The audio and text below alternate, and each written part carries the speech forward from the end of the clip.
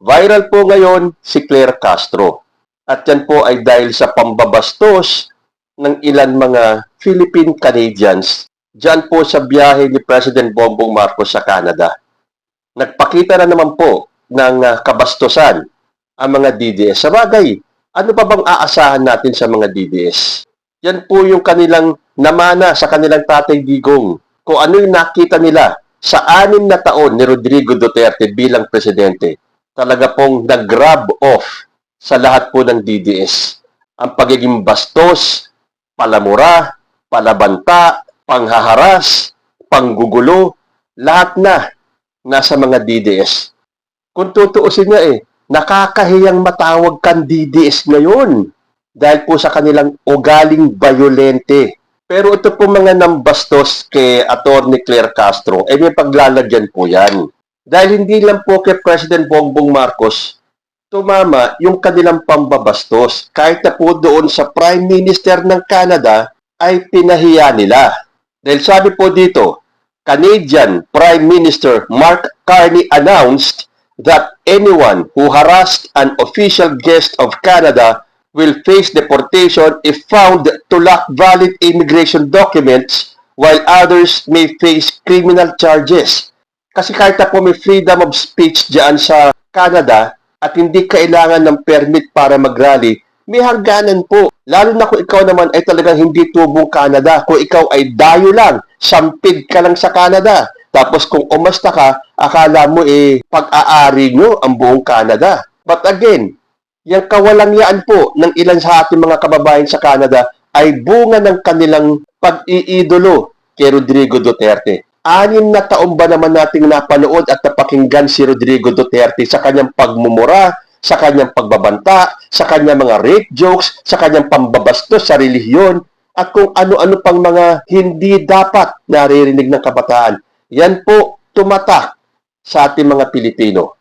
At bakit nga naman hindi nila iisipin na tama ang ginagawa nila? Ito mga DDS na tama yung itinuro sa kanila ni Rodrigo Duterte. Dahil kahit na yung mga alipores ni Duterte, itong mga vloggers niya, itong mga kaalyado niya, talagang gusto pang ipakita sa buong mundo na tama yung kanilang mga pag-uugali. Ilan po sa mga comments na nabasa ko tungkol dyan sa pambabastos na ginawa ng ating mga kababayan kay Claire Castro. Una na po, sinapatalsik na Congressman Kiko Barsaga. Sabi niya, saludo ako sa mga Phil Canadians na nagprotesta laban kay Claire Castro. Mga bayani, eto na naman, mga bayani kayo, sabi ni Meow Meow. So, ito na pala ang batayan ng pagiging bayani ng mga DDS. Mambastos ka, mangharas ka, yun, bayani na kayo sa mga DDS. Kaya itong ginawang kabastusan ng ating mga kababayan kay Atty. Claire, pagiging bayani na yan sa mga DDS. Sa bagay, anong aasahan mong mindset kay Kiko Barsaga? Kaya nga napatalsik yan sa kanyang pwesto Dahil sa ugaling hindi nakatanggap-tanggap sa mas maraming Pilipino. Sa kanilang mga DDS, okay, tama ang ginagawa ng mga DDS, yung kanilang pambabastos dahil may sarili pong mundo. May sariling universe itong mga DDS na to. Isa pa, itong si suspended Lauren Badoy. Sabi niya, salamat sa nagmura kay Claire Castro at sa lahat ng sinigawan siya ng katotohanan. Sarap ng tulog ko mamayang gabi. Mindset talaga, pare-pareho sila, di ba? Tuwang-tuwa sila sa masamang inasal ng ating mga kababayan. Paano? Pare-pareho silang masasama ang ugali. Masasama ang kanilang asal. Di ba may kasabihan niya na birds of the same feathers flock together? Diyan nyo makikita. Nag-iisang species po yan, mga DDS na yan. Natatangi po sila sa lahat ng nilalang ng ating Panginoon Diyos. Nung nagkalat si Satanas ng kasamaan ng ugali, sinalo lahat ng mga DDS. At ngayon, inihahasik po nila yan sa buong Pilipinas at sa buong mundo. Kailangan ipakita mo na DDS ka. Kailangan bastos ka. Kailangan nagmumura ka. Kailangan nagbabanta ka. Kailangan nang haharas ka ng kapwa mo. Dahil kung hindi, hindi ka matatawag na certified DDS. Ito pa, si Coco Locoy. Sabi niya, Claire, simula pa lang yan.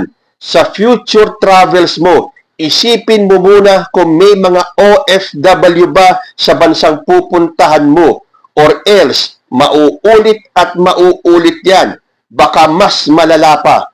Ang tanong, may bansa ba na walang Pilipino? Unfortunately, wala po talagang bansa na walang DDS. Talaga pong nung nagtanim ng kawalangyaan at kasamaang ugali si Rodrigo Duterte, sinugurado niya na buong mundo may DDS. Pero, ganun na ba kayo kadami? Nakita niyo sa Canada kung paano sinalubong ng ating mga kababayan si President Bongbong Marcos? Ikumpara nyo sa iilan ng bastos kay PBBM? Dapat nga mahiya kayo eh. Pati yung head ng Canada, pinahiya ninyo dahil lumalabas na hindi kayang suhituhin ng bansang Canada ang mga katulad yung DDS na bastos. Kaya sigurado may paglalagyan itong mga nambastos kay Atty. Claire. At syempre, hindi mawawala na sasabihin itong si Daryl Yap. Dahil sabi niya, bibigyan daw niya ng pabuya ang OFW na pinagmumumura si Yusek Castro. Sabi niya, kung meron pong nakakakilala doon sa taong nagsisisigaw at pinagmumumura si Claire Castro sa Canada, pakisabi po, hinahanap ko siya, didisiplinahin ko ang GCash niya. Ayabang nyo talaga. Basta pag DDS, hindi lang bastos, ang yayabang pa. So magtataka pa ba naman tayo kung itong mga DDS ay mga bastos, palamura, mayayabang at nambubuli, lalo na kung kalaban nila? Yan po ang pamana ni Digong. Ayon po dito sa nabasa ko, ayon sa iba't ibang pag-aaral, ang madalas na paggamit ng dating Pangulong Rodrigo Duterte ng mura at marahas na pananalita sa kanyang mga talumpati ay ikinategorya bilang hate speech. Marami ang naniniwala na ang kanyang estilo ay nagdulot ng maling impluwensya sa publiko. So nag-rub off po. Minana talaga ng mga DDS itong ligasiya na ipinamana ni Rodrigo Duterte sa kanyang mga anak. Dahil di ba Tatay Digong ang tawag niyo sa kanya? So itong mga nangharas kay Atty. Claire Castro, mukhang may paglalagyan kayo. At oo nga pala, narinig nyo ba na magsasara na po ang Jollibee? Hindi lang po sa Pilipinas, kundi worldwide. At yan po ay dahil sa planong pag-boycott ng mga DDS sa lahat ng Jollibee stores. Sabi po rito, DDS groups to boycott Jollibee nationwide for supporting PBBM.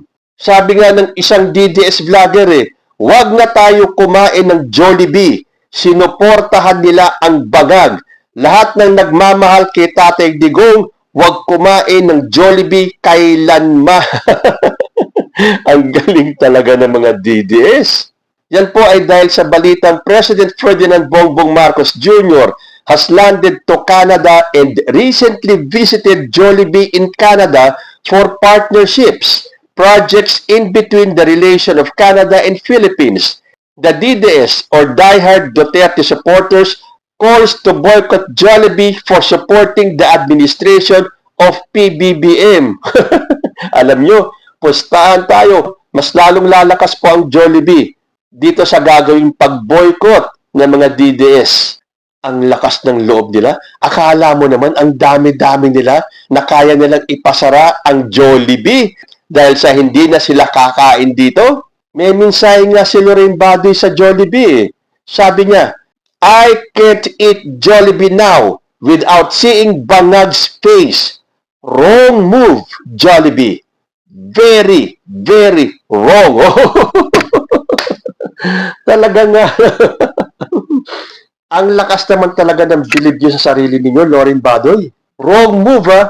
Very, very wrong move daw ang pagsuporta ng Jollibee kay President Bongbong Marcos. Kaya dapat matakot ang may-ari ng Jollibee dahil siguradong ilang araw mula ngayon dahil sa pag-boycott ng mga DDS sa Jollibee, masasaksihan po natin ang isa-isang pagsara ng mga Jollibee branches sa buong Pilipinas at sa buong mundo dahil sila po ay ibo-boycott ng mga DDS. Pero totoo lang ibo-boycott ninyo ang Jollibee? Porque hindi nyo mapabagsak si President Bongbong Marcos, yung mga sumusuporta naman sa kanya, ang pababagsakin ninyo. Hihintayin namin kung talagang kaya nyong ipasara ang Jollibee dahil sa inyong pagboboykot. At sa mga bastos natin mga kababayan dyan sa Canada, hihintayin po namin kung ano ang gagawing hakbang ng Canada sa inyong mga walang modong DDS sa Canada. Kayo po, naniniwala ba kayong may sariling mundo ang mga DDS? Comment lang po down below and I will see you in my next video. Diyos, ti Agnina.